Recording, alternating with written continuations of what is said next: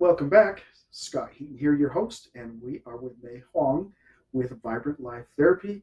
And today she is going to chat with us about something that I think is really interesting to me, and that is identifying common trauma responses. Yeah, because I talk to us. I'm really Yeah, intrigued because I think maybe some people have those responses, and somebody like myself, we just don't know that that's what they're experiencing. So, yeah. So I think the most common one is like the three F's. So fight, flight, freeze, and there's also the actually the fourth one that people doesn't talk as much about. It's which is founding, which is like people pleasing behaviors. Yeah. So usually when people who's been through a traumatic experience, they will either get like very agitated, like when they have those triggers, like sometimes it shows up as anger, sometimes it shows up as like intense anxiety, um, but sometimes people also like turn into avoidance. So like the common phobia, like if you're scared of spider, you try to avoid it at all cost. And some people may have like a car accident that's very traumatic, and then they mhm. avoid driving as much as they can.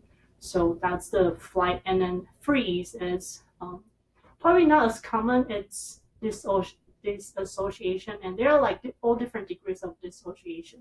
But like you probably heard of like people trying to numb their feelings, try Yeah, not to engage like with anything that's emotional. That could be a trauma response as well.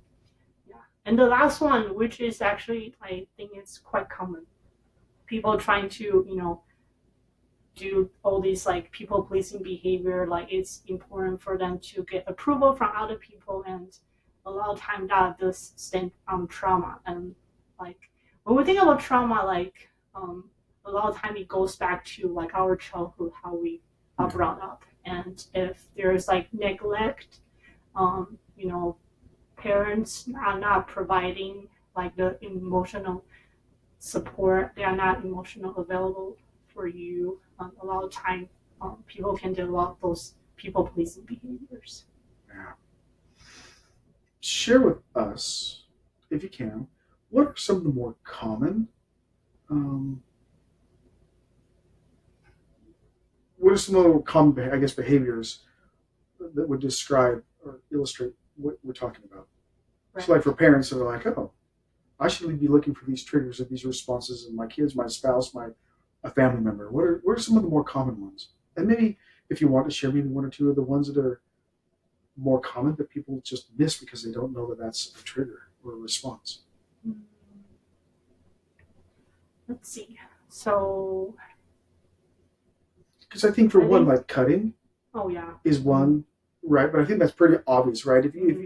If you have somebody that's doing that, you kind of know what's going on. That's traumatic, and I think there's some that out there that are pretty common like that.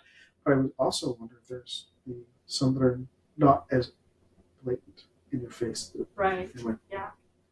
I think like a lot of time it's anxiety is very common among children and teenagers, and a lot of time it gets brushed off like you're fine, like it's not a big deal. But when it doesn't get addressed like enough, like where I guess like um, when someone feeling anxious and their feelings are not validated, they kind of try to push it aside, and then or they go to numbing or avoidance. And so I would say like anxiety is um, can be one of the things that you see. interesting. Yeah, I don't know that I necessarily would have considered anxiety. I would just said, oh, it's part of being a kid. Of course, you don't fit in at school, or maybe it's hard to make friends. But you're saying that it could be something deeper than that. Yeah, because they could be like bullying going on at school, or any other type of like can like abuse, like if it's a more serious situation. And a lot of time like people get like test anxiety, and Yeah. or performance Yep. anxiety, and sometimes it stems from like a perfectionistic perspective.